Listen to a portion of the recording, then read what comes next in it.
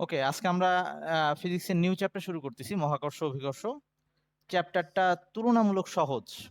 তো সবাই যেটুকু পারিস খাতায় লিখিস। আমি এখনো তোদের নোটটা দেই নেই, ইনশাল্লাহ দিয়ে দিব। তোরা একটু হোয়াটসঅ্যাপে নক দিস। আর যে জিনিসগুলো পড়াবো মোটামুটি সহজ, বুঝতে পারবি। আচ্ছা, তো এই চ্যাপ্টারের প্রথম দিকে পরন্ত বস্তু সূত্র আছে, ওই গ্যালিলিও সূত্রগুলা।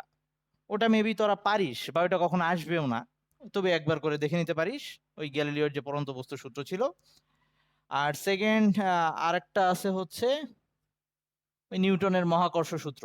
ওটাও আমরা জানি। সো ওটা নিয়েও বেশি কিছু বলার কিছু নাই।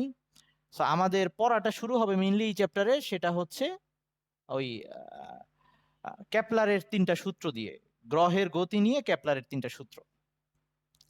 সো একটা ব্যাপার হচ্ছে যে আগেকার বিজ্ঞানীরা, ধর এখন তো অনেক আহ, ইয়া মানে কি বলবো, যে অনেক বেশি আহ, প্রযুক্তি, উচ্চ প্রযুক্তির যন্ত্রপাতি ইউজ করে গ্রহ নক্ষত্র দেখতে পাচ্ছে। তখন ওই যে সাধারণ যে আমাদের দূরবীন বা টেলিস্কোপ যেটাই বলি না কেন, ওরকম সাধারণ যে দূরবীনগুলা ছিল সেগুলা দেখেই কেপলার এই সূত্রগুলা দিছিল।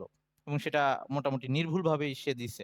তার মানে বোঝাই যায় যে আগেকার বিজ্ঞানীদের চিন্তা শক্তি অনেক হাই লেভেলের ছিল আর কি। সো আমরা তাহলে শুরু করি। ফার্স্টে হচ্ছে কেপলারের সূত্র দিয়ে আমরা শুরু করতেছি। এইটা কখনো আহ জ্ঞানমূলক আকারে আসতে পারে, যে কেপলারের সূত্রের তিনটা যে সূত্র, সেই তিনটা সূত্র যে কোনো একটা বলতে পারে, যে এটা বর্ণনা করো এভাবে বলতে পারে। আর কখনো খ নাম্বারের জন্য কোনোটা বুঝাইয়া লিখতে বলতে পারে, এরকম বলতে পারে। তো আমি আসতেছি, শুরু করতেছি কেপলারের সূত্র দিয়ে।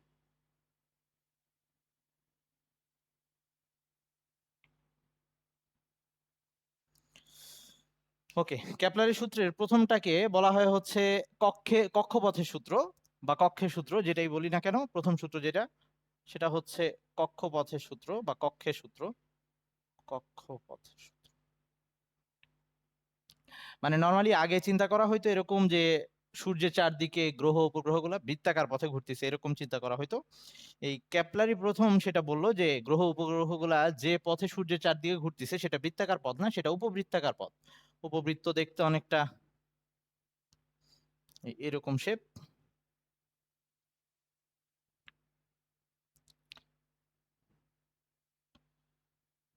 ওকে, ওই আমি মোটামুটি আঁকার চেষ্টা করলাম আর কি।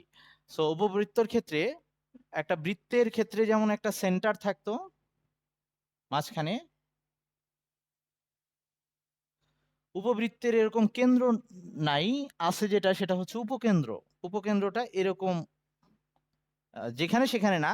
এই উপকেন্দ্র কই হবে সেটারও একটা সূত্র আছে, বা তোরা ওইটা ইয়াতে পড়বি, ম্যাথের মধ্যে কনিক চ্যাপ্টারে পড়বি। এখনো পড়ছিস নাকি? কনিক চ্যাপ্টার কি এখনো পড়া হয়েছে? পড়া হয়নি, ওখানে পড়বি। সো আমরা এভাবে একটু চিন্তা করতে পারি, এই উপবৃত্তটাকে যদি আমি চাপায় ফেলি, আস্তে আস্তে এটা বৃত্তের মতো হয়ে যাবে। এই দুইটা সেন্টার এক জায়গায় মিলে এই সেন্টার এভাবে হয়ে যাবে। ওকে, মানে ওই বৃত্তটাকেই সাইড থেকে আমরা প্রেস করছি। ওকে, তো এটাকে বলা হয় উপকেন্দ্র, বা এটাকে আমরা ওকে উপকেন্দ্র আকারেই বলতে পারি। আচ্ছা, সো এখন কেপলারের কথা হচ্ছে গ্রহগুলা সূর্যের চারপাশে যখন ঘুরে এরকম উপবৃত্তাকার পথে ঘুরে। সো যে এটা যদি একটা গ্রহের কক্ষপথ হয়, সো এটা যদি কোনো একটা গ্রহ হয়, তাহলে ও যে সূর্যকে কেন্দ্র করে যে উপবৃত্তাকার পথে ঘুরবে, সূর্য এই উপকেন্দ্র দুইটার যে কোনো একটাতে থাকবে। মানে সে এমন পথে ঘুরবে, এই সেন্টারের উপকেন্দ্রের যে কোনো একটার মধ্যে সূর্যকে রেখে সে উপবৃত্তাকার পথে ঘুরবে। ওকে, সো এইটা হচ্ছে কেপলারের সূত্রের প্রথমটা, যে কখনো কোনো একটা গ্রহ বা যে কোনো একটা গ্রহের কক্ষপথ উপবৃত্তাকার হবে, এবং সূর্য সেই উপবৃত্তের যে উপকেন্দ্র দুইটা আছে তার যে কোনো একটাই থাকবে, এরকম হবে। এটা হচ্ছে প্রথম সূত্র। আচ্ছা, ওকে, তারপরে আসতেছি আরো। সেকেন্ড সূত্রটা হচ্ছে, এইটা মাঝে মাঝে ব্যাখ্যা করতে আসে। 2 নাম্বার সূত্রটা হচ্ছে ক্ষেত্রফলের সূত্র। ক্ষেত্রফলের সূত্র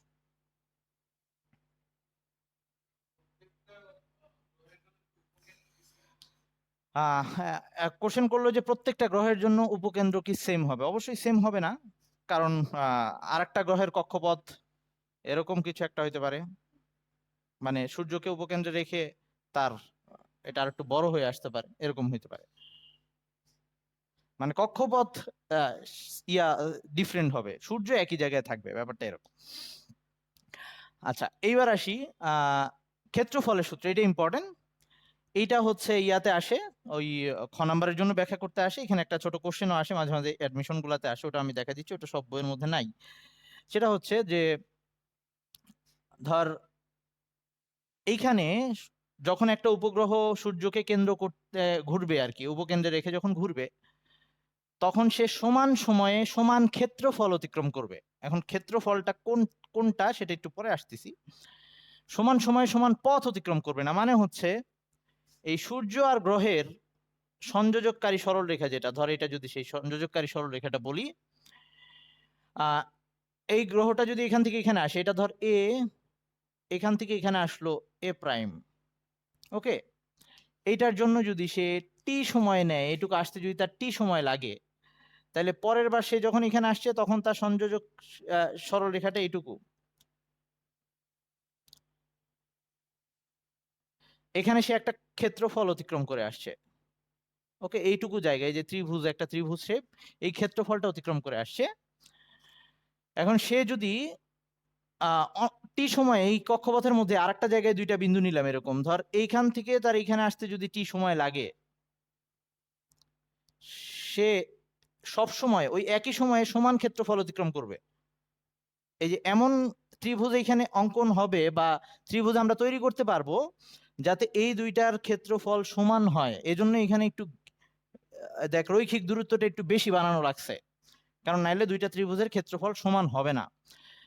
এটার একটু নর্মাল ব্যাখ্যা আমি দিচ্ছি, যে নর্মালি এটাকে বোঝা যায়। তার মানে বোঝা যাচ্ছে, দেখ সূর্যের চারদিকে যখন গ্রহটা ঘুরতে যাবে, এখান দিয়ে সে স্লোলি মুভ করবে ওই যে টি সময়ে, আর এখান দিয়ে ওই একই সময়ে খুব দ্রুত এখান থেকে এখানে চলে আসবে। আমরা যদি একটু প্র্যাকটিক্যাল লাইফের সাথে মিলাইতে চাই, ধর তোর এরকম একটা জায়গায় তোকে হাঁটতে বলা হইলো বা মুভ করতে বলা হইলো বা দৌড়াইতে বলা হইলো, যেটাই বলুক, মাঝখানে একটা আহ, আগুনের কুণ্ডুলি আছে, তোর ওই পথটা এরকম, তাহলে তুই নর্মালি এইখান দিয়ে যে স্পিডে আসবি, এইখান দিয়ে যাওয়ার সময় একটু তাড়াতাড়ি আসার চেষ্টা করবি, কারণ আগুনের কুণ্ডলি থেকে তোর তাপটা একটু বেশি লাগবে, দ্রুত ক্রস করার চেষ্টা করবি। মানে এটা মনে রাখার জন্য বললাম, আমি মানে বাস্তবের সাথে মিলানোর চেষ্টা করলাম। সো ব্যাপারটা এরকম যে গ্রহের মধ্যে তার মানে সে সব জায়গায় সমান সময়ে সমান দূরত্ব অতিক্রম করতেছে না, কিন্তু সমান সময়ে সমান ক্ষেত্রফল অতিক্রম করতেছে। এটা আমরা একটু পরে প্রুফ করব। আচ্ছা এই যে এখানে কিন্তু ক্ষেত্রফল দূরত্ব কিন্তু সেম নেই, যে এখানে রৈখিক দূরত্ব এইটুক, এইখানে রৈখিক দূরত্ব এইটুক, সময় একই, ক্ষেত্রফল ডিফারেন্ট। সবাই কি এটুকু বুঝছিস? সবাই এটুকু বুঝছিস? ওকে। তাইলে এবার আমাদের ধর এই যে আমি বললাম যে সমান সময়ে সমান ক্ষেত্রফল অতিক্রম করতেছে, তার মানে সে একক সময় অতিক্রান্ত ক্ষেত্রফল যে তার সব সময় ধ্রুবক হবে, সেই প্রুফটা মাঝে মাঝে আসে, নাম্বারের জন্য আসতে পারে, কখনো অ্যাডমিশন টেস্টে দেয়, সব বইয়ের মধ্যে নাই। এটা একটু লেখ সবাই, হ্যাঁ, যে আমরা এখন এটা প্রুফ করতে যাচ্ছি যে একক সময়ে অতিক্রান্ত ক্ষেত্রফলটা সবসময় ধ্রুব হবে, সেটা একটু প্রুফ করতে চাই। তো আমি এই জিনিসটা একটু মুছতেছি। আর এই ক্ষেত্রে আমরা যে কাজটা করব, আমরা আমাদের সুবিধার জন্য এই ইয়াটাকে, উপবৃত্তটাকে বৃত্তাকার কক্ষপথ হিসেবে চিন্তা করে নিব, তাতে আমাদের ক্যালকুলেশনটা সহজ হবে আর কি। বা আমরা সবসময় যত ক্যালকুলেশন করতে যাব বৃত্তাকার কক্ষপথ হিসেবে নিব। আচ্ছা তাইলে এরকম ধরে নিচ্ছি যে একটা, এটা হচ্ছে সেই সেন্টার যেখানে সূর্য আছে, এখানে সান এস দিলাম, আর এটা হচ্ছে এ বিন্দু, এটা বি বিন্দু, সে এতটুকু কোণ অতিক্রম করছে, টি সময় লাগছে, ওকে। এইটা ওইটা হচ্ছে একটা গ্রহের অতিক্রান্ত ক্ষেত্রফল আর কি, আই মিন এইটুকু জায়গা এ বি এস। তাইলে আমি এই গ্রহের জন্য ধরলাম এইখান থেকে এইখানে, আমি কিন্তু এখন বৃত্তাকার কক্ষপথ নিয়ে নিছি কি জন্য? হিসাবের সুবিধার জন্য। এমন না যে এটা দিয়ে আমরা প্রুফ করতে পারবো না, তাতে একটু জটিল হবে, কিন্তু এটা দিয়ে ইজি হচ্ছে আর কি, সহজে আমরা ক্যালকুলেশনটা করতে পারবো। তো এখন এটা হচ্ছে সান, এখানে গ্রহ এ থেকে বি আসছে, টি সময় লাগছে, তাইলে আমি এই ক্ষেত্রে টি সময়ে, টি সময়ে না দেখতে পারলে বলিস, অতিক্রান্ত ক্ষেত্রফল লিখিস সবাই, অতিক্রান্ত ক্ষেত্রফল সেটা হচ্ছে ত্রিভুজ এ বি এস আর কি, হ্যাঁ, এটা বা ত্রিভুজ ক্ষেত্র এ বি এস।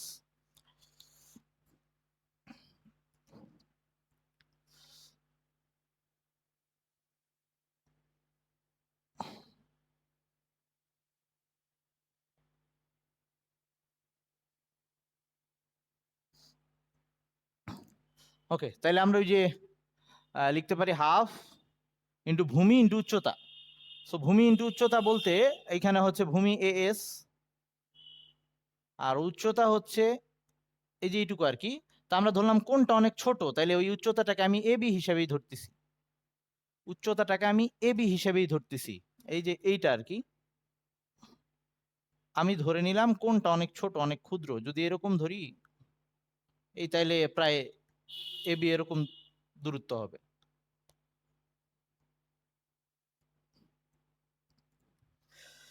ওকে, তাইলে এবার আমাদের হ্যাঁ ভাই বল।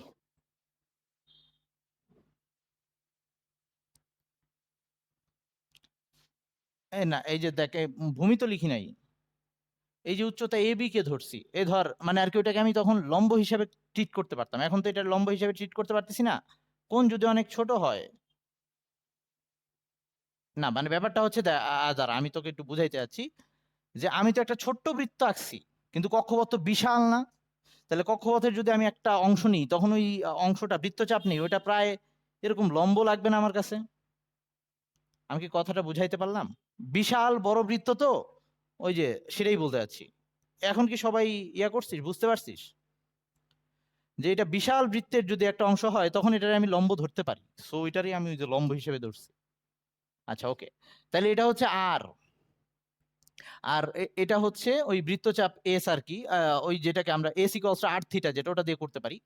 তাহলে আমার হাফ এই এ এস এটা হচ্ছে বৃত্তের ব্যাসার্ধ আর into R, R A B সেটা হচ্ছে ওই যে S equals to R theta, এই এস রে আবার প্যাচ লাগাই ফেলিস না, বৃত্তচাপ।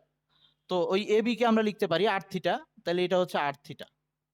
আমি এটাকে মুছে দিই একটু পরে আবার আঁকবনি লাগলে।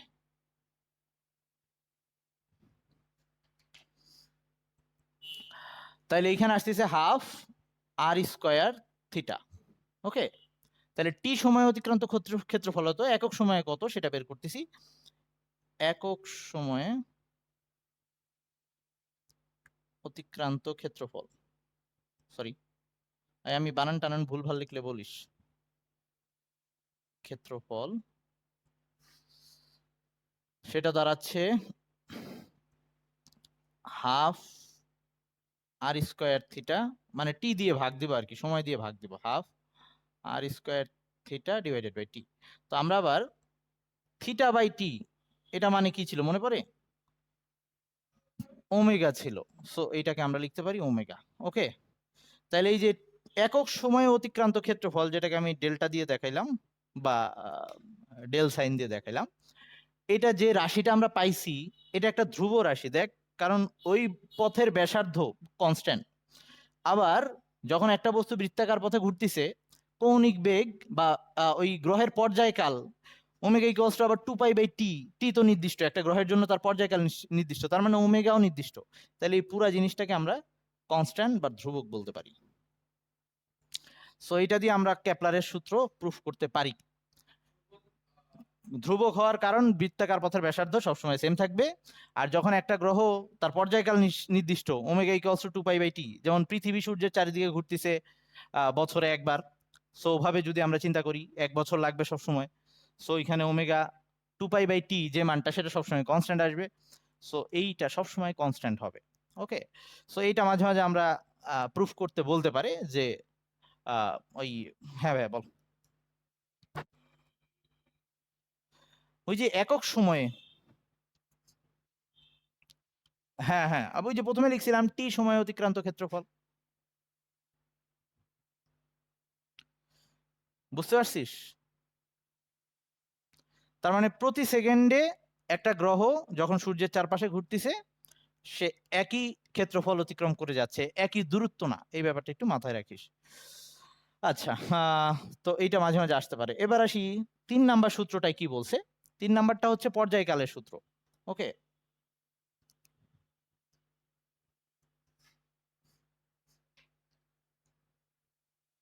বা আবর্তনকালের সূত্র যেটাই বলি না কেন। 3 নাম্বারটা হচ্ছে পর্যায়কাল বা আবর্তনকালের সূত্র।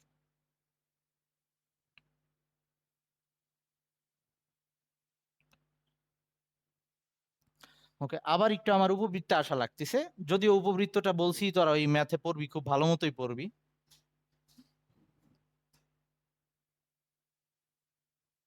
আর আমার আঁকা আঁকিতে একটু কম বেশি হইলে বুঝে নিস। ওকে, উপবৃত্তের তো বললাম দুইটা উপকেন্দ্র থাকে, এবং উপবৃত্তের যেমন বৃত্তের যেমন ব্যাসার্ধ থাকে, উপবৃত্তের সরাসরি ব্যাসার্ধ নাই যে জিনিসটা আছে, উপবৃত্তের দুইটা অক্ষ থাকে। এই একটা, এই বৃহৎ অক্ষ যেটা, এটাকে মেজর অ্যাক্সিস বলে, এটাকে বলা হয় মেজর অ্যাক্সিস বা প্রধান অক্ষ, যেটাই বলি না কেন, মেজর অ্যাক্সিস। আর একটা হচ্ছে এই, এটা হচ্ছে মাইনর অ্যাক্সিস।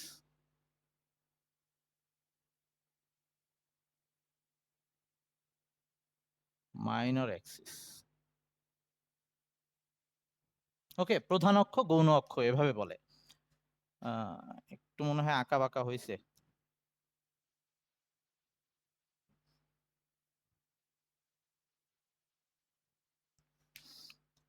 ওকে, এখন এই যে, তার মানে এখানে ব্যাসার্ধের কাজ কোনটা করতেছে, এই যে এইটা ব্যাসার্ধের কাজ করতেছে, বৃত্তাকার পথে যে ব্যাসার্ধের কাজ করতো এইটা বা এইটা যেটাকেই বলি এরকম। সো এইটার আবার স্পেশাল একটা নাম আছে, এটার নাম হচ্ছে, আচ্ছা আমরা এইটাকে, ওকে আমরা একটু ম্যাথের আলোচনা করি। এই পুরাটাকে আমরা টয়েস এ দিয়ে দেখাই, আমরা যখন ইয়াতে পড়বো, ম্যাথে করবো, এটাকে আমরা টয়েস এ দিয়ে দেখাই। আর এই অক্ষটাকে আমরা টয়েস বি দিয়ে দেখাই, মানে অর্ধেকটা হচ্ছে এ, শুধু অর্ধেকটা হচ্ছে এ। সো এইটুকু হচ্ছে এ, এটাকে আমরা বলি সেমি মেজর এক্সিস বা অর্ধ পরাক্ষ এভাবে বলে, সেমি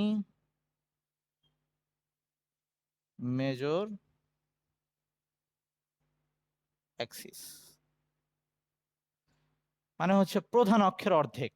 ওকে, যেটাকে আমরা বৃত্তের ব্যাসার্ধের সাথে চিন্তা করতে পারি। সো এখন ইয়ে বলতিছে, কেপলার বলতিছে যখন সূর্যের চারদিকে গ্রহগুলা ঘুরবে, গ্রহের যে পর্যায়কাল আছে সেই পর্যায়কাল বা আবর্তনকালকে যদি আমরা ক্যাপিটাল টি দিয়ে দেখাই, আমরা সবসময় পর্যায়কালকে ক্যাপিটাল টি দিয়ে দেখাই, সেই পর্যায়কালের বর্গ সেটা হবে ওই গ্রহের যে কক্ষপথের সেমি মেজর অ্যাক্সিস তার ঘনফলের সমানুপাতিক। এটা হচ্ছে 3 নাম্বার সূত্র।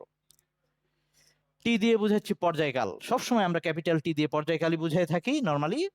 আর এই এ দিয়ে বুঝাচ্ছি এই সেমি মেজর অ্যাক্সিস, তার মানে বৃত্তের ক্ষেত্রে যেটা ব্যাসার্ধ ছিল, ওকে, উপবৃত্তের ক্ষেত্রে সেটাকে আমরা সেমি মেজর অ্যাক্সিস বলতেছি। তো এইটা কেপলারের থার্ড ল, যে কোনো একটা গ্রহের পর্যায়কালের বর্গ হবে ওই গ্রহের কক্ষপথের অর্ধপরাক্ষ বা সেমি মেজর এক্সিসের ঘনফলের সমানুপাতিক।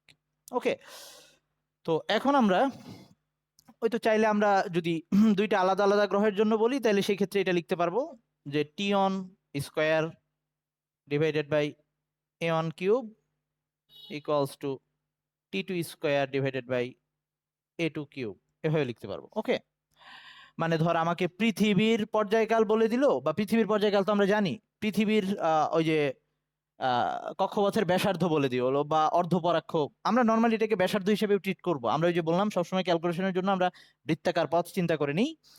সো পৃথিবীর ক্ষেত্রে যদি আমাকে কক্ষপথের এর মানটা বলে দেয় আর পৃথিবীর পর্যায়কাল আমি জানি, আমাকে যদি সূর্যে বুধ বা শুক্র বা মঙ্গল কোনো একটা গ্রহের এই কক্ষপথের ব্যাসার্ধ বা এই যে সেমি মেজর এক্সিসটা বলে দিয়ে আমাকে যদি তার ওই গ্রহের পর্যায়কাল বের করতে বলে, তাহলে আমরা বের করতে পারবো এই সূত্র দিয়ে। তো আমরা এখন এই জিনিসটা প্রুফ করব যে এটা আসলে সত্যি কিনা, T square is proportional to A cube কিনা। সো আবার আমরা বরাবরের মতো সহজভাবে প্রুফটা করার জন্য, যাতে আমরা সূত্রের আকৃতিটা সুন্দর হয়, সহজে আমরা বলতে পারি, এজন্য আবারও বৃত্তাকার পথ চিন্তা করে নিব।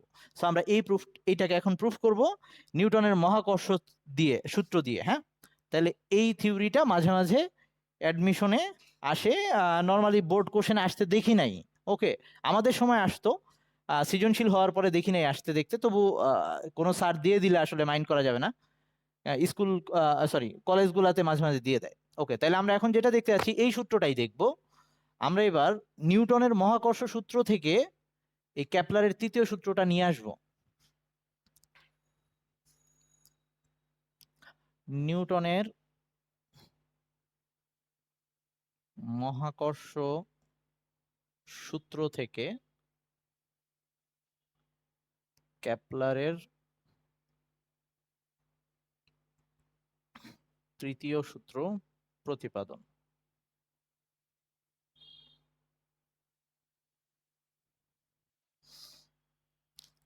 এই দেখা না গেলে বলিস, এখানে লিখছি নিউটনের মহাকর্ষ সূত্র থেকে কেপলারের তৃতীয় সূত্র প্রতিপাদন। আচ্ছা, আমরা এখন যেটা করব, আমরা ওই আবারও কক্ষপথটাকে বৃত্তাকার হিসেবে চিন্তা করে নিচ্ছি। সো ধর এটা হচ্ছে একটা বৃত্তাকার কক্ষ, একটা গ্রহের বৃত্তাকার কক্ষপথ, যে কোনো গ্রহ হইতে পারে সেটা। সেই গ্রহের ভর, এটা হচ্ছে সেই গ্রহ, গ্রহের ভর m, আর এটা হচ্ছে সূর্য, সান, এটার ভর হচ্ছে ক্যাপিটাল M। ওকে, আর এই বৃত্তাকার পথের ব্যাসার্ধ এটা হচ্ছে r। তো ওই যে আমরা যে T square is proportional to a cube লিখছি, আমরা ওই এর জায়গায় এবার r দিয়ে চিন্তা করব, মানে আমরা এইটা নিয়ে আসার চেষ্টা করব। ওকে, কারণ আমরা বৃত্তাকার কক্ষপথ হিসেবে নিয়ে নিছি। আর এই গ্রহটা রৈখিক বেগ হচ্ছে v। আর কি কি দরকার আছে? ওকে, আর কিছু লাগবে না, কক্ষপথের ব্যাসার্ধ আর সবকিছু আছে।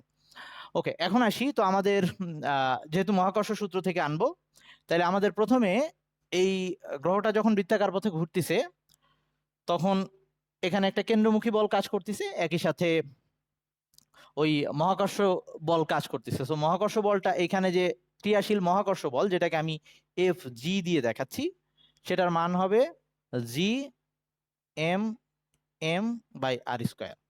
ওই দুইটা গ্রহের মধ্যে, আই মিন সূর্য আর ওই গ্রহটার মধ্যে ক্রিয়াশীল কেন্দ্রমুখী, সরি, ওই মহাকর্ষ বল, সেটা হচ্ছে G M M by R square. এবং একই সময় আমরা জানি একটা এম ভরের বস্তু বা এম ভরের গ্রহ যদি বৃত্তাকার পথে আর ব্যাসার্ধের বৃত্তাকার পথে ঘূর্ণায়মান থাকে ভি বেগে, তখন তার উপরে একটা কেন্দ্রমুখী বল কাজ করে, সেটাকে আমরা এফ সি দিয়ে দেখাইতে পারি, সেটা হচ্ছে এম ভি স্কোয়ার বাই আর। তো আমরা যেহেতু বুঝতেই পারতেছি যে এখানে কেন্দ্রমুখী বল কে যোগান দিচ্ছে, যেহেতু গ্রহটা কোনো সুতা দিয়ে বাঁধা নাই বা এরকম কিছু, আমরা তো সুতার মাধ্যমে টান বল দিয়ে কেন্দ্রমুখী বল ক্রিয়েট করতাম এরকম, তার মানে এখানে অবশ্যই মহাকর্ষ বলটাই কেন্দ্রমুখী বলটার যোগান দিচ্ছে, তার মানে এই দুইটা ইকুয়াল। ওকে, তাহলে আমরা এখানে লিখতে পারি যে F G equals to F C. So আমরা এখান থেকে লিখতে পারি G M M by R square equals to M V square by R. বা এখান থেকে এম বাদ দিয়ে আমরা যেটা লিখতে পারি ভি স্কোয়ার ইকুয়ালস টু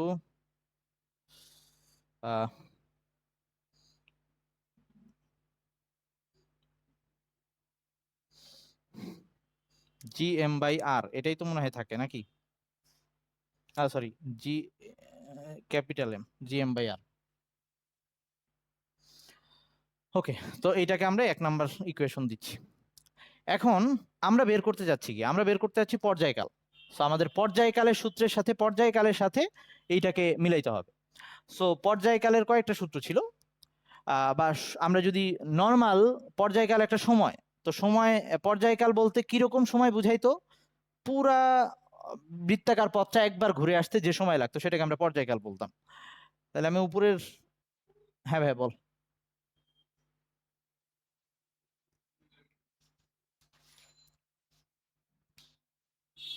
হ্যাঁ, মানে এখানে আকর্ষণ ওই ধর, আচ্ছা ওর কোশ্চেন হচ্ছে যে দুইটাই তো আকর্ষণ ধর্মী বল, মানে আমি বলতে চাচ্ছি যে কেন্দ্রমুখী বল সৃষ্টিটা হয় কিভাবে। ধর আমরা যখন সুতার মধ্যে বস্তু ঘোরাচ্ছি তখন সুতার টান দিয়ে আমি নিজে বল প্রয়োগ করে কেন্দ্রমুখী বলটা সৃষ্টি করে দিচ্ছি। যখন আমি বৃত্তাকার পথে বাইক চালাচ্ছি তখন আমি নিজে বাঁকা হয়ে কাত হয়ে কেন্দ্রমুখী বলটা সৃষ্টি করে দিচ্ছি। একইভাবে গ্রহ যখন এখানে ঘুরতেছে বা যখন নিউক্লিয়াসের চারপাশে ইলেকট্রন ঘুরতেছে, তখন ওই যে কুলম্বের বলের কারণেই কেন্দ্রমুখী বলটা সৃষ্টি হচ্ছে। এই একইভাবে মহাকর্ষ বলের কারণেই কেন্দ্রমুখী বল সৃষ্টি হয়েছে। তাহলে মহাকর্ষ বল ক্যালকুলেট করে আমি যে মান পাবো, আমি যদি mv²/r দিয়ে হিসাব করি সেই একই মান পাবো, সেটাই এখানে লিখতে চাইছি। কথা কি বোঝা গেছে? গোকুল বুঝতে পারছিস এবার? ওকে। আর দুইটাই কিন্তু একই সময় ওই যে কেন্দ্রমুখী বল সৃষ্টি হইলে ওই বৃত্তাকার পথে ঘূর্ণায়নের কারণে কেন্দ্র বিমুখী বল একটা সৃষ্টি হয়। ওকে, সো অ্যাকচুয়ালি আমরা এটাকে কারো যদি কেন্দ্রমুখী বল বলতে ইয়া লাগে একটু, এটাকে আমি কেন্দ্র বিমুখী বলও বলতে পারি, যে এটা অ্যাকচুয়ালি বাইরের দিকে ধাক্কা আর আকর্ষণ ধর্মের বলটা ভিতরের দিকে। সো এই দুইটা কাটাকাটি যাওয়ার কারণে ওটা ওখান থেকে এইদিকে বা এইদিকে আসতেছে না, ঘুরতেছে। ওকে, এভাবেও চিন্তা করতে পারিস। ওকে, আচ্ছা এবার আসি আমাদের ওই যেটা বের করতে যাচ্ছি আমরা, টি বের করতে যাচ্ছি, মানে পর্যায়কাল। সো পর্যায়কাল এটা আবার কি? পর্যায়কাল হচ্ছে পুরা বৃত্তের পরিধিটা ঘুরে আসবে তখন যে সময় লাগবে। তাহলে আমরা সময় ইকুয়ালস টু জানতাম দূরত্ব বাই বেগ, তাই তো? এটাই তো জানতাম, দূরত্ব বাই বেগ। বা এই যে মনে করাই দিই, টি ইকুয়ালস টু s/v, এটা তো সবার মনে আছে। তো এখন আমাদের এই টি এর জায়গায় আনতে যাচ্ছি পর্যায়কাল, তখন দূরত্বটা কিরকম হবে? পুরা পরিধি হবে, তার মানে উপরে হবে 2πr আর নিচে ভি বেগ এসে ব্যাক করবে। ওকে, তাহলে এখন আমার এই যে টি আর এখানে ভি পেয়ে গেছি, আমার তো আনতে হচ্ছে টি স্কোয়ার। সো এটাকে স্কোয়ার করি। সো এখন আমরা এটাকে হ্যাঁ ভাইয়া কিছু বলবি নাকি? হ্যাঁ হয়ে গেছে। আমরা এখন এটাকে স্কোয়ার করি উভয় পাশে। এই টাইম এন্ড হয়ে গেলে জয়েন দিস আবার। উভয় পাশে স্কোয়ার করলে এটা আসতেছে টি স্কোয়ার, ওখানে আসতেছে 4π² আর স্কোয়ার, নিচে আসতেছে ভি স্কোয়ার। সো আমরা V square equals two gm/r সেটাকে যদি এখানে বসাই দিই, আমি এটা মুছে দিলাম।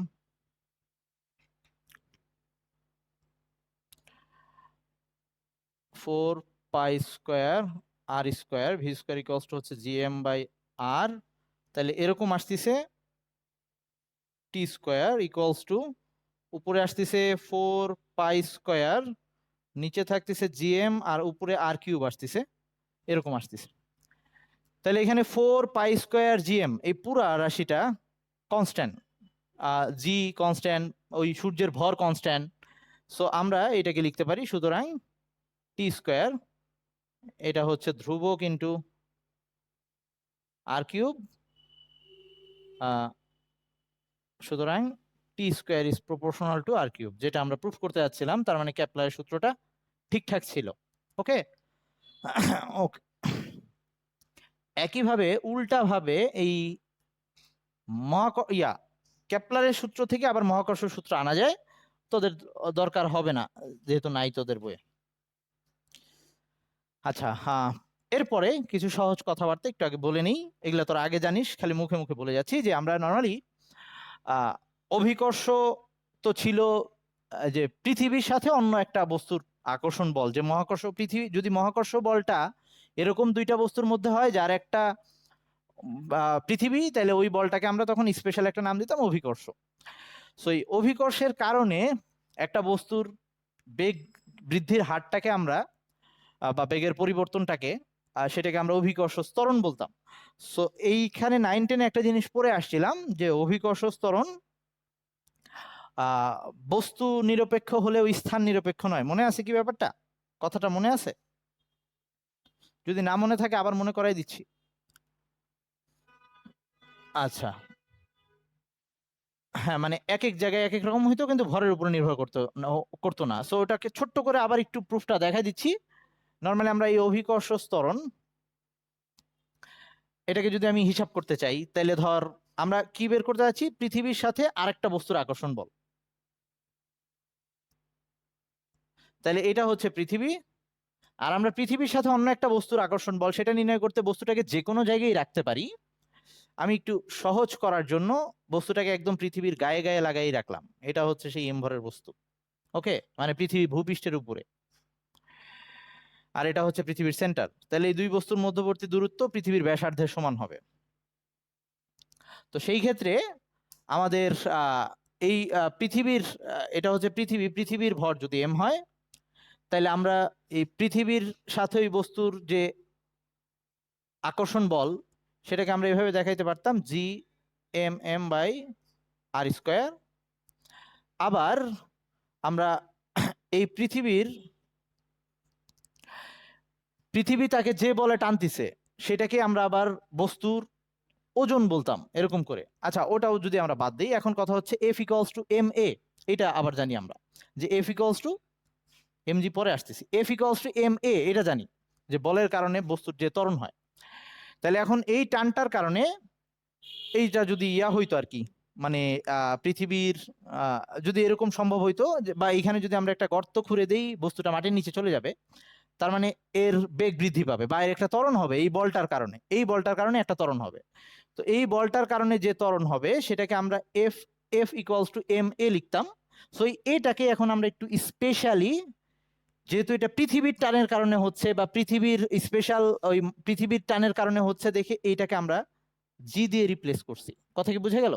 তার মানে এটাও একটা এ, কিন্তু এই পৃথিবীর টানের কারণে হচ্ছে দেখে এটাকে আমরা জি দিয়ে রিপ্লেস করছি, পৃথিবীর প্রযুক্ত বলের কারণে হচ্ছে। তো এখন আমি এই বলটা আর এই বলটা একই জিনিস, সো লিখতে পারি M G equals to G M M by R square. এটা কিন্তু 19-এই পড়ে আসছিল। তো এখান থেকে এম আর এম কাটলে G equals to G M by R square. তো যতবারই আমি এই লাইনটা লিখি আমার মনে পড়ে ফার্স্ট ইয়ারে আমাকে একবার ভাইভায় ল্যাবের মধ্যে, ভার্সিটি ফার্স্ট ইয়ারে, ভার্সিটিতে তখন আমি, তো এই জি নির্ণয়ের যে পরীক্ষা সরল দোলক দিয়ে, মানে ভার্সিটিতে আবার ইন্টারের অনেক কিছুই থাকে, ইন্টারেও আমরা করে আসছিলাম এই জি নির্ণয়ের পরীক্ষাটা, তো ভার্সিটিতেও ছিল। তো আমাকে স্যার কি করছে, এই তার হাতে কলম, আমি আমি টেবিলে বসা, তো স্যার কিছু কোশ্চেন টোশ্চেন ধরতেছে। স্যার আমাকে খুব পছন্দ করতো আর কি। স্যার আই মিন স্যারের ক্লাসে সবসময় আমি অ্যাক্টিভ থাকতাম, সবসময় অ্যান্সার দিতাম, চেষ্টা করতাম আর কি। আমি অবশ্যই যে সব অ্যান্সার দিতাম না, 2+2 4 হয় এরকম ওই 4 বলতাম না হাত তুলে, যেগুলা কেউ পারবে না ওরকম গুলো অ্যান্সার দেওয়ার চেষ্টা করতাম। তো স্যার আমাকে কলম দিয়ে বলছে যে কায়েস তুমি, তোমাকে এই কলমটা দিলাম, তুমি আমাকে এই কলম দিয়ে জি এর মানটা বের করে দাও। আমাকে বলছে এই কলম দিয়ে জি এর মান বের করে দিতে। আমি অনেকক্ষণ ধরে চিন্তা ভাবনা করতেছি, তারপরে বললাম স্যার পারবো না। তো স্যার বলতেছে আমি তোমাকে কলম দিছি, তুমি কলম দিয়ে খাতায় লিখবা জি ইকুয়ালস টু 9.8। ওকে, মানে ব্যাপারটা এটা ছিল, কারণ কলম দিয়ে মানে জি এর মান তো সব জায়গায় সেম, বা আমি যে ভূমিতে আছি, তো আমাকে জি এর মান বের করে দিতে বলছে। তো জি তো এই যে G M by R square সবসময় কনস্ট্যান্ট, কলম নেই কি না নেই ভরের উপরে তো নির্ভরশীল না। মানে এটা একটা ক্রিটিক্যাল কোশ্চেন ছিল। আমি শিওর স্যারকেও এটা হয়তো স্যার ধরছিল, পারে নাই, এই জন্য আমাকে ধরছে। আমিও পারি নাই, ভবিষ্যতে আমার যদি এরকম ইয়া হয় তাহলে আমি আমার স্টুডেন্টদের উপরে খাটাবো। এটাই চলে, যুগ যুগ ধরে এটাই চলে, যেটা তোকে ধরে স্যার মজা পাচ্ছে এবং তুই পারতেছিস না তার খুব ভাবসাব, তার মানে স্যারও এটা পারছিল না। ওকে, আচ্ছা ঠিক আছে, তাহলে আরেকবার একটু জয়েন দে। আচ্ছা এখন শোন, আহ, আহ, এবার আমরা পড়ায় আসি, তাইলে অনেক গল্প করে ফেললাম। আচ্ছা, তোদের জন্য যে কথাটুকু সেটা হচ্ছে, মেবি হয় নাই, তবে সে মনে হয় কারোর সাথে অ্যাটাচড আছে যতদূর জানি। আচ্ছা এবার আসি, প্রথম দিকে ছিল এখন নাই। আচ্ছা, আচ্ছা শোন, কি যেন বলতে চাচ্ছি। আহ, অনেকেই আমাকে এই একটা ব্যাপার নিয়ে, যে সবার মন টন খারাপ, পড়াশোনা হচ্ছে না এরকম একটা ব্যাপার। তো ওই যে রাফিরও একই অবস্থা, তো সবার জন্য এই কথাটা। অনেকেই ভাবতেছে সবাই পড়ে ফেলছে, আসলে এই ব্যাপারটা ভুল, তোরা এখনো পড়া শুরু করলে ধরতে পারবি। আর অনেকে বলতেছে ভাই আমি কি ফার্স্ট পেপার আগে শেষ করব নাকি সেকেন্ড পেপার একসাথে পড়বো, কি করতে যাচ্ছে বুঝতে পারতেছে না এরকম। তো এইসব ক্ষেত্রে বলবো, তুই প্রত্যেক দিন পর তোর যেটা ভাল লাগে সেটা পড়। মানে তুই এরকম করতে পারিস, যে আমার রুটিন যদি বলি, আমি ধর ফিজিক্স, ম্যাথটা রেগুলার রাখার চেষ্টা কর, তো ম্যাথের সাথে একদিন ফিজিক্স রাখ, আরেকদিন কেমিস্ট্রি রাখ। ওকে, এরকম কর। আর বায়োলজিটা পড়ার জন্য সপ্তাহে যে কোনো 2টা দিন বা একটা দিন ফিক্সড করে নে। যেমন আমি শুক্রবার সারাদিন বায়োলজি পড়তাম এবং নোট করতাম, এরকম করে পড়তাম। আর এমনি সময় যদি অন্যদিন ক্লাস থাকে তাহলে ওই ক্লাসগুলো করবি। আর একটা সাজেশন খুবই স্পেশালি, তোরা এক এক জায়গায় একাধিক কোর্স করতেছিস, ধর এরকম হইতে পারে যে আমারটা দিয়ে তোর কভার হচ্ছে, তাইলে আমারটা করার দরকার নেই। আবার যদি এরকম হয়, সরি মানে আর কি, আমারটা বাদ অন্যটা করার দরকার নেই, এরকম যদি হয় অন্য জনেরটা দিয়ে তোর কাভার হচ্ছে, তাইলে আমারটা করার দরকার নাই। এভাবে ডাবল ডাবল করে নিজেদের প্রেশার নিস না। আবার আরো কিছু লোভ, সেই লোভগুলা হচ্ছে ধর ঢাকা কলেজের লাইভ ক্লাস হচ্ছে, তোর ওইটাও দেখতে ইচ্ছা করবে, এটাও সব দেখার দরকার নাই। তুই যেটা পারিস ওটা রেকর্ডেড থাক। তোর ঢাকা কলেজের লাইভ ক্লাসগুলো রেকর্ডেড থাকে, আমি নিজেও তো ঢাকা কলেজের। তুই যে কোনো একটা স্পেসিফিক কিছু স্যারের যেগুলো তুই আসলেই বুঝিস, ভালো লাগে, ওগুলো দেখ, বা যেটা আগে বুঝে গেছিস টেনে টেনে দেখ। কিন্তু প্রত্যেকটা ক্লাস এভাবে, বা তোর কলেজের ক্লাস যদি একান্ত দরকার না হয়, ওগুলা করে করে শুধু শুধু টাইম নষ্ট করে নিজের উপর এখন প্রেশার আনিস না। আমার এই কথাবার্তা শুনলে অবশ্য অনেকেই মাইন্ড করতে পারে, কিন্তু আসলে সত্যি। কারণ তোর এভাবে টাইম যখন চলে যাচ্ছে, তোর উপর প্রেশার চলে যাচ্ছে। মানে কালকে আমার সাথে একজন এরকম শেয়ার করলো যে ও সকাল 10টা থেকে ক্লাস করতে বসে, ওই ঢাকা কলেজের লাইভ ক্লাসগুলো করে, এবং তার ক্লাস শেষ হইতে হইতে রাত্রি 10টা বাজে, মানে সব শেষ করে মাঝখানে তার পড়ার টাইম হচ্ছে না। এই কাজগুলো করিস না। ইন্টারে এই টাইমগুলো খুব ভ্যালুয়েবল, নিজের পড়া লাগবে, এই ব্যাপারগুলো একটু মেনটেন করিস। তোর পড়া হইলে তোর মন ভালো থাকবে, 100% শিওর। ওকে, আচ্ছা, তাইলে আমি একটু ছোট্ট কিছু বলে আজকে আমি ক্লাস শেষ করব, বেশি দূর যাব না। এই চ্যাপ্টার এমনিতেও খুব তাড়াতাড়ি শেষ হবে। তো এই যে জি এর মান, এই জি এর মান কয়েকটা ব্যাপারের উপর নির্ভর করে। তো প্রথম ব্যাপার হচ্ছে যে পৃথিবীর আকার আকৃতির উপরে জি এর মান নির্ভর করতেছে। কারণ আমরা অলরেডি দেখে আসছি G equals to G M by R square, যেখানে আমরা এইটুকু বুঝে আসতেছি যে এই জি এম, এম পৃথিবীর ভর তো কনস্ট্যান্ট, এই 8টা পৃথিবীর এক এক জায়গায় এক এক রকম, কারণ পৃথিবী সুষম গোলক না। পৃথিবী নর্মালি ওই কমলা লেবুর মতো, ছোটবেলা থেকে পড়ে আসতাম, ওকে, এরকম শেপের। সো তাতে যেটা হচ্ছে, পৃথিবীর এই সাইডে ব্যাসার্ধটা বেশি হচ্ছে, এখানে আর ম্যাক্সিমাম হচ্ছে, এখানে আর মিনিমাম হচ্ছে। সো পৃথিবীর এই ব্যাসার্ধের উপরে জি এর মান এক এক জায়গায় এক এক রকম হচ্ছে। সো জি কিসের উপরে নির্ভর করে, তাইলে আমি এটাকে জি এর নির্ভরতা নাম দিচ্ছি।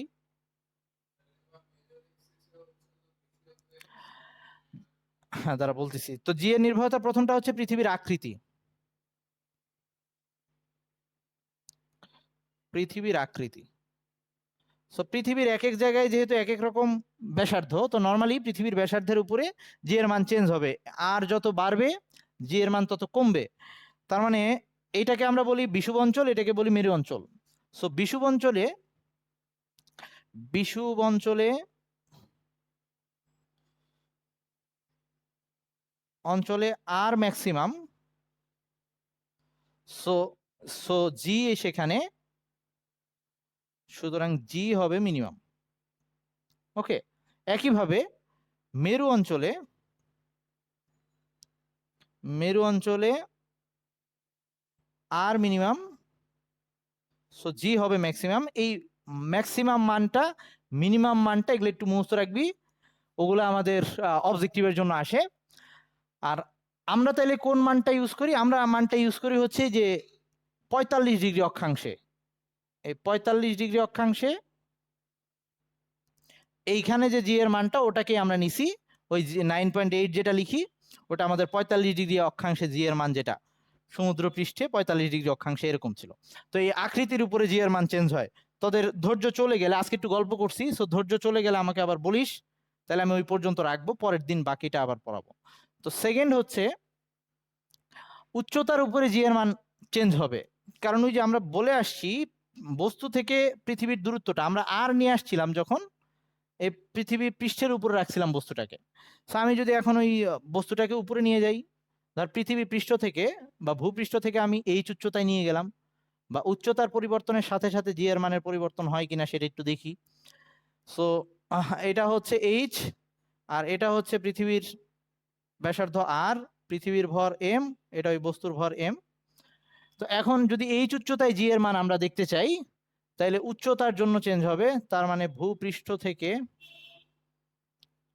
ভূপৃষ্ঠ থেকে এইচ উচ্চতায়, এইচ উচ্চতায় এইখানে জি এর মানটা আমি যদি বের করার চেষ্টা করি, তাহলে আমরা এমনি নর্মালি ভূপৃষ্ঠে কত হয় জানি, জি, এটা ছিল G M by R square, এটা আমাদের জানা।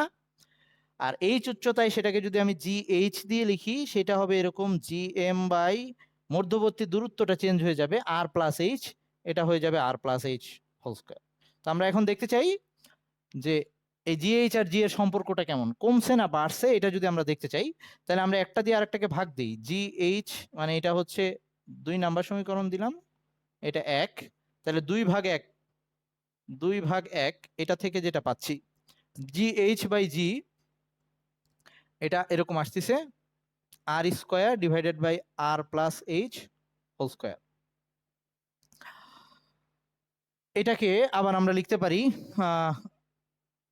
এভাবে লিখতে পারি যে R plus H divided by R whole square, এভাবে লিখতে পারি। মানে হচ্ছে এই আর স্কয়ারটাকে নিচে নিয়ে আসছি। ওকে, এটাকে আবার লেখা যায় 1 বাই আর, আর কাটলে 1 আসে, plus H by R whole square, এটা লেখা যায়। সো এখন এই জিনিসটাকে আমি উপরে নিয়ে আসতেছি, তোরা না দেখতে পারলে বলিস। এই জি এইচ বাই জি এটা ইকুয়ালস টু লেখা যায় 1 plus H by R inverse 2। আমরা এটাকে দ্বিঘাত সমীকরণে নিয়ে আসছি, মানে ওই যে দ্বিপদী বিস্তৃতি যেগুলো আমরা করছিলাম। ওকে, সো এখন এইটার সূত্র তো তোরা পড়ছিলি, 1 plus x to the power minus 2 কত হয় মনে আছে? আচ্ছা, এন এক্স, হ্যাঁ আচ্ছা, তাইলে আমরা এইখানে এটা লিখতে পারি, মানে এরকম আসে, আমি 1 তারপরে এই যে প্লাস এন এক্স আসতো, মানে এখানে মাইনাস 2 এইচ বাই আর, তারপরে আবার আসবে হচ্ছে, মানে পরের যে টার্মগুলো আসবে তার মধ্যে এরকম হবে ওই N into N minus 1 factorial, তারপরে এরকম আসতো H by R whole square, তারপর আসবে X cube, X to the power 4, এরকম আসতো, মনে আছে তো? তো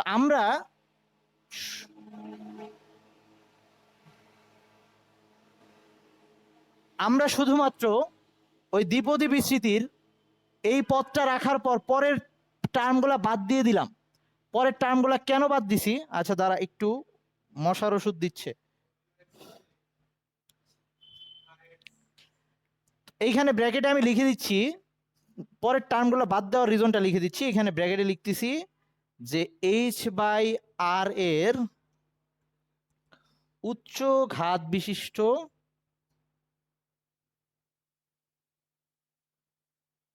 কেউ না বুঝলে বলিস, মানে পরের টার্মের মধ্যে আসবে H square by R square, তারপরে আসবে H cube by R cube, এরকম আসবে, ওগুলোকে বাদ দিছি। উচ্চ ঘাত বিশিষ্ট পদ অগ্রাহ্য করে, কেন বাদ দিলাম বলতেছি। অগ্রাহ্য করে, যেহেতু যেহেতু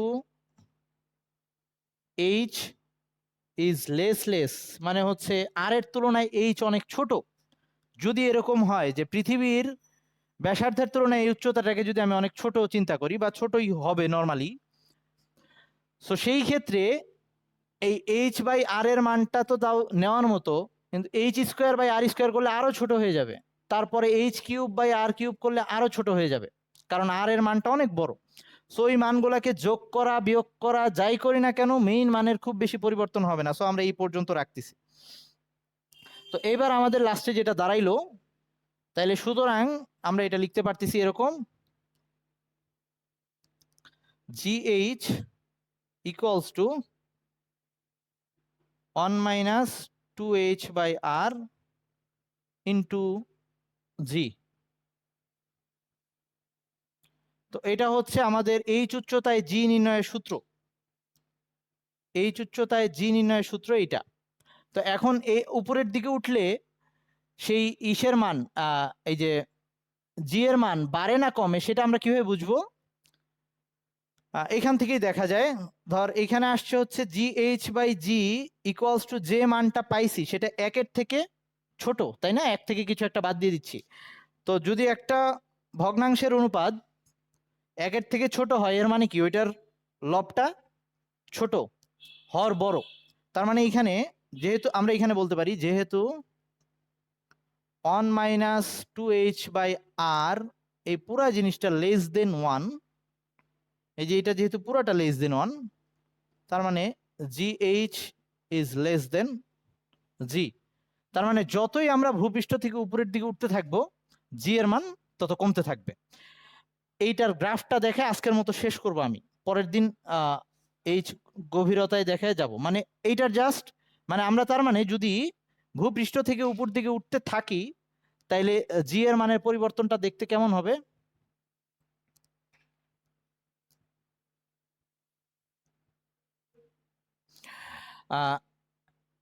এটা হচ্ছে ওই দূরত্ব এইচ, হ্যাঁ, আর এই বরাবর হচ্ছে ওই জি এর মান। সো এটা হচ্ছে পৃথিবীর ব্যাসার্ধ, মানে এইখানে হচ্ছে এইচ ইকুয়ালস টু, কেন্দ্র থেকে দূরত্ব নির্ণয় করতেছি আমরা, ওই যে এইখানে এইচ ইকুয়ালস টু আর, তারপরে আরো বাড়তেছে এইচ, সো যা আনতেছি আমরা কেন্দ্র থেকে। সো এইটা হচ্ছে ওই, যদি বা এটাকে টোটালটাকে যদি আমরা আর দিয়ে ধরি, যে এইখানে আর ইকুয়ালস টু হচ্ছে ওই পৃথিবীর ব্যাসার্ধ, এই জায়গায় হচ্ছে 9.8 যেটা আমরা ধরি, তারপরে যত উপরে উঠবো আস্তে আস্তে এটা নামতে থাকবে, ওকে, কমতে থাকবে। সো এই ক্ষেত্রে গ্রাফটা এরকম হবে। এটা কখন? যখন আমরা উপরের দিকে উঠতেছি। নিচের দিকে নামার ক্ষেত্রে আরেকটা, সেটা এটাকে আমি জিএইচ লিখলাম। আচ্ছা, তাইলে আমাদের আজকে এই পর্যন্ত থাকলো। পরের দিন আমরা দেখব যদি আমরা নিচের দিকে যাই, মানে উচ্চতায় না উঠে গভীরে যাই, তখন কি অবস্থা হবে। একই সাথে পৃথিবীর ঘূর্ণনের জন্য জি এর মান চেঞ্জ হবে কিনা সেগুলো দেখব। আর আরো কিছু ক্যালকুলেশন আছে। সো এই চ্যাপ্টার সহজ এবং খুব তাড়াতাড়ি শেষ হবে ইনশাল্লাহ। তো ভালো থাকিস সবাই সে পর্যন্ত। আর নোট দিয়ে দিবে এর মধ্যে, হোয়াটসঅ্যাপে একটু নক দিস। হ্যাঁ ভাই বল। আরে তুই তো খুব ঝামেলার মানুষ রে। আচ্ছা, মানে ভিতরে অনেক কাহিনী, যদি সুযোগ হয় বলবো নি একদিন। এমনি আমার যারা সামনে থাকে আমি তাদের সবাইকে কম বেশি বলি। হ্যাঁ। আচ্ছা দাঁড়া, তাহলে আমি মিটিংটা এন্ড করে একটু তোরে কোশ্চেনের অ্যান্সার দিই, ওয়েট। আচ্ছা তাহলে আজকে এই পর্যন্ত থাকতেছে। যাদের যাদের নোট আমি তো ভুলে যাইতে পারি, আমার একটু হোয়াটসঅ্যাপে নক দিবি।